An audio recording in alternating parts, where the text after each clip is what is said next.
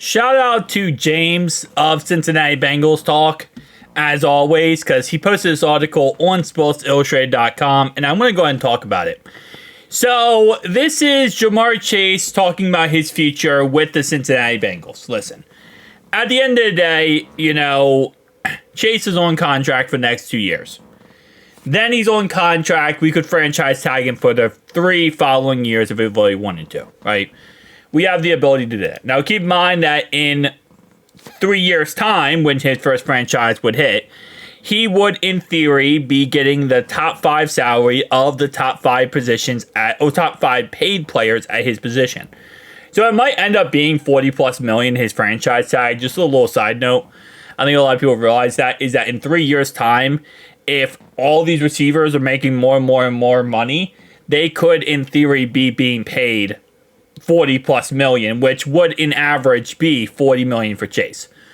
So in theory, our franchise tag with Chase, if let's say we went that route, could be in 3 years $40 million. His second year would be 150% of the first year, which would be $60 million. And then his third year would be 200%, which would be $80 million. So a little side note there, just want to put that for context. We do have an option to franchise tag him 3 times, but in the future, if the salary cap if receivers are getting paid stupid money, it is the top 5 salaries. Right now, it is, what it is franchise tag wise, but that's not 2 years from now. CeeDee Lamb just got paid $34 million a year. Justin Jefferson got paid $35 million a year. Now, kind of piggybacking off of this is where we can start talking about Jamarr Chase here. Because the fact that he got paid, CeeDee Lamb just got paid $34 million per year for a 4-year contract.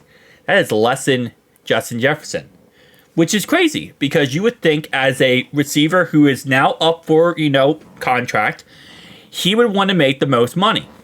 Seems like CeeDee Lamb's a little bit more logical when it comes to that. He's realizing, hey, listen, Justin Jefferson's a really good freaking receiver. I'm happy to make as close to him as possible. So, shout out to CeeDee Lamb for that because that's more team-friendly in a way. Here's what Chase said about the idea of the hold-in and obviously going back to the Bengals or playing for the Bengals. My future is bright in Cincinnati, Chase said. I'm going to be there the majority of my career, if not forever. And I will agree, Chase. I will definitely agree, right? I think you will be here forever. Because at the end of the day, I think we will get a contract worked out with you.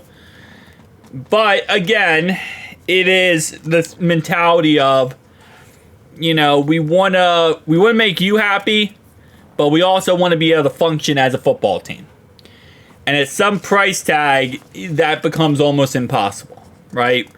So I do agree. Again, like I said, I think his future is very bright. I think he will be here for the majority of his career, if not the whole entire career. Veteran safety Von Miller has also helped Chase learn and understand what contract negotiations can be like and the business side of football. Von was the first person that really sat there and gave me a vet game on contracts, on football, on organizations, Jay said. Von Bell gave me a big leap in the game. I couldn't say nothing but thank you. Yeah, again, like I said, I'm kind of piggybacking off of that there. I think Jesse Bates showed a lot when it came to a lot of different Bengals on the negotiation talks and, the contracts and, kind of doing what you feel like is best for you money-wise. And kind of looking at it more as a business. Obviously, Von, too. Samaj P. Vine left us less for money. Could we give him the exact same contract Denver gave him? And he left us more just so that he could get more opportunity. Ironically enough, he apparently might get cut from the Broncos. And right now, it's the talks are either he's going to go to the Tennessee Titans to be an RB3 for Brian Callahan, or he could come back here. It's kind of iffy about him coming back here just because of the fact that, his family is in Denver. That's why he went to Denver. It's a family thing, not really a money thing. It also was opportunity, and he'll probably have better opportunity in Tennessee than he would here. Nonetheless, though, we are closer to Denver than Tennessee is. Little side note. With that being said, listen. Again, I love Chase. I absolutely do. But this is a business, and this is how business works. You gotta kind of play ball and help out the salary cap as much as you can as a player so that you can keep all your great players. And while, yes, at the end of the day, again, like I said, I'll repeat myself here. I do think Chase will be here forever. We just need to work out a number that works out for the team and works out for him, obviously. We want to make him happy. We also want a number that works out for the team, though. Now, CeeDee Lamb just got paid, and the next receiver up on the docket who would get big boy money would be Brandon Ayuk. Keep in mind that Chad Johnson said we were going to get this contract worked out last week. Still have not gotten it worked out. But Brandon Ayuk is the next guy up on the docket. Whether or not he gets traded, which at this point, we don't know, or he ends up back in San Francisco with an extension, which at this point, literally flip a coin 74 times and you have a better idea of what's going on with Brandon Ayuk than anyone else does. I mean, there's reports now that he might be traded to the Commanders. There's reports that he's working on a contract extension. That man is harder to find than freaking Where's Waldo. Like, his situation is more difficult to understand than the atomic bomb and trying to figure out how to make that. It is insane, his situation. And again, as a Bengals fan, I don't really care what happens to Brandon Ayuk, as long as he doesn't go to the Steelers. He apparently was going to go to the Browns, rejected that offer. But as long as he doesn't go to the Steelers, I don't really care. What I care about is once he gets paid, it will be, again, more pressure to pay Chase. So that's what I care about, is the idea of, okay, well, if he gets paid X money, if it is more than Justin Jefferson, I think it will be freaking ridiculous.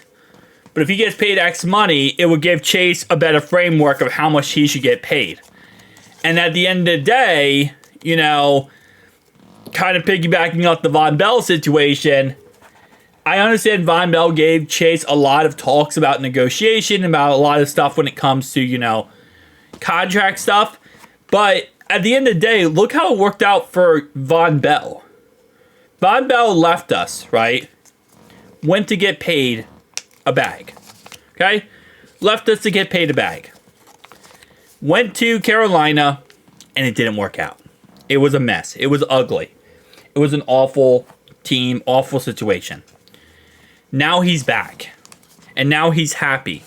And now he's getting paid literally the same bag he left us for, but he's getting paid by them to play on our team.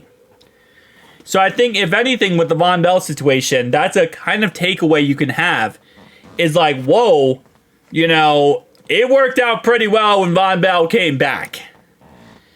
And I don't think it worked out when he left. So, it's kind of how I look at it, guys. Tell me down below your thoughts and opinions. I'll see you guys next one.